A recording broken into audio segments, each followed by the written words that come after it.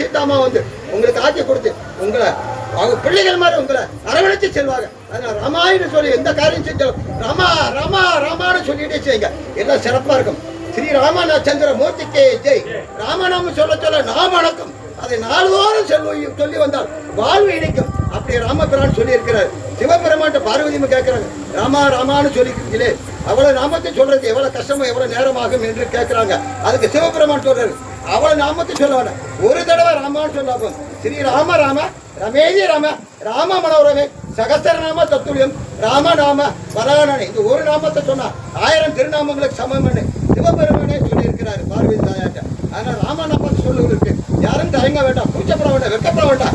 எந்த இடத்துக்கு போனா மனசுக்குள்ளே மனசுக்குள்ளே சொல்லிட்டு போங்க. அடுத்தவங்க கேட்டாங்க பைத்தியக்காரன் புலம்பிட்டு போறான்னு சொல்லுவாங்க. நீங்க மனசுக்குள்ளே ராமா ராமான்னு சொல்லிட்டு போங்க. அந்த காரியம் ஜெயமா ஆக்கி கொடுக்க வேண்டிய அவருடைய உத்தரவு, அவருடைய செயலை எல்லாமே நல்லவே நடக்கும். ஜெய் ஸ்ரீராம். ராம் ராம்.